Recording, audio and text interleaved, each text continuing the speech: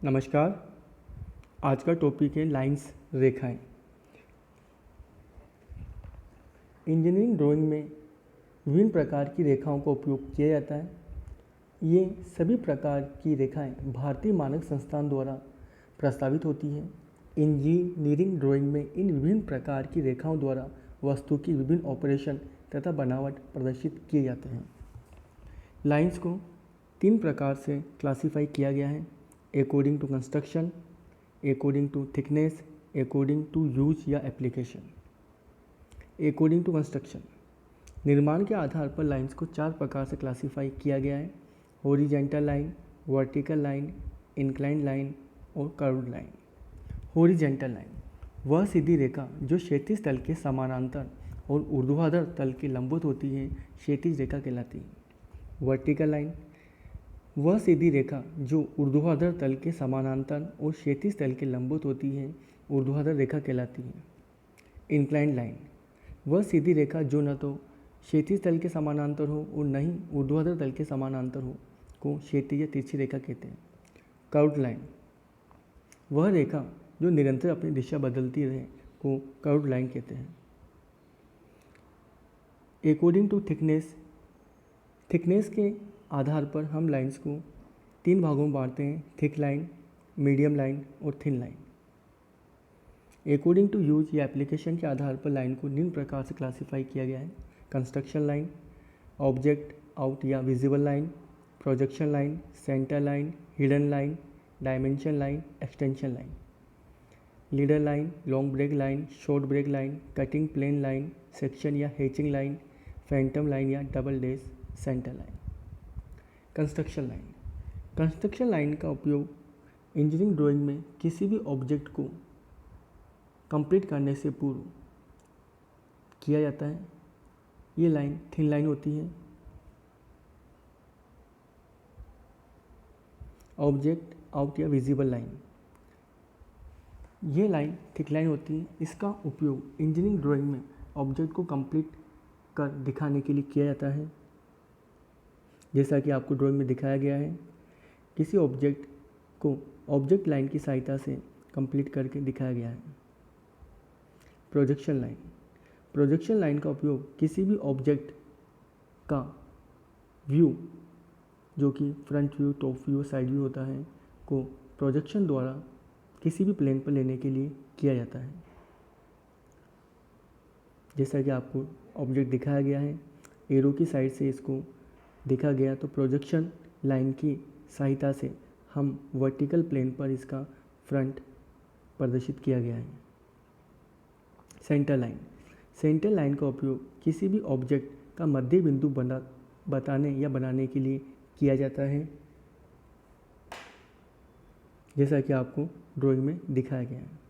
जब भी 2 centre line आपस में क्रॉस करती है तो हमेशा छोटे डैश पर ही क्रॉस करना चाहिए।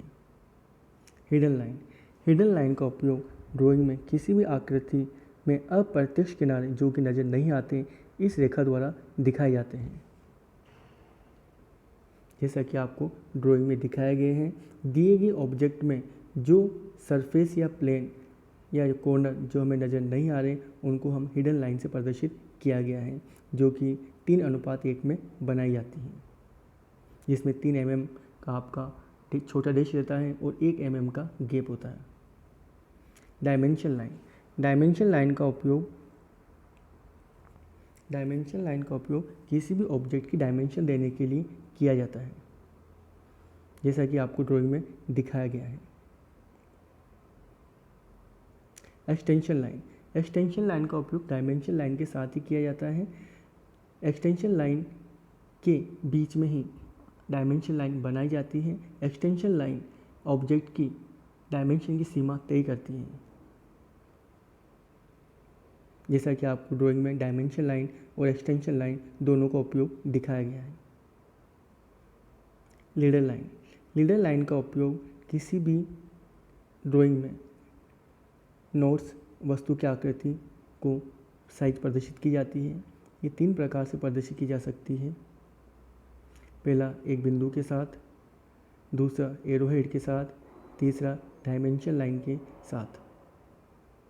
Long break line, long break line का उपयोग इंजीनियरिंग ड्राइंग में अधिक दूरी को ड्राइंग में कम स्थान में बताने के लिए किया जाता है, जैसा कि आपको ड्राइंग में दिखाया गया है। शॉर्ट ब्रेक लाइन का उपयोग ड्राइंग में कम दूरी की डिस्टेंस को कम दूरी को इंजीनियरिंग ड्राइंग में दिखाने के लिए किया जाता है, जैसा कि आपको ड्राइंग में दिखाया गया है। कटिंग प्लेन लाइन का उपयोग इंजीनियरिंग ड्राइंग में किसी भी ऑब्जेक्ट को जहाँ से हम काटना चाहते हैं, दिखाना चाहते हैं, काटना चाहते हैं, उस जगह इस कटिंग प्लेन लाइन का उपयोग किया जाता है, जैसा कि आपको ड्राइंग में दिखाया गया है। सेक्शन या hatching line, cutting plane line use करने के बाद जो हिस्सा हमने काटा उस कटे हुए हिस्से को दिखाने के लिए हम सेक्शन या हैचिंग लाइन का उपयोग किया जाता है, जैसा कि आपको ड्राइंग में दिखाया गया है। फैंटम लाइन का उपयोग इंजीनियरिंग ड्राइंग में किसी भी रिपीटेड मूवमेंट करने वाले भाग की वैकल्पिक स्थिति को बार बार बताने या इंगित करने के लिए किया जाता है, जैसा कि आपको ड्राइंग में दिखाया गया है। पहले ऑब्जेक्ट की स्थिति क्या थी, अब वो ऑब्जेक्ट की स्थिति क्या है। दिखाई गई ड्राइंग में आपको ऑब्जेक्ट में सभी लाइनों का उपयोग दिखाया गया है। धन्यवाद।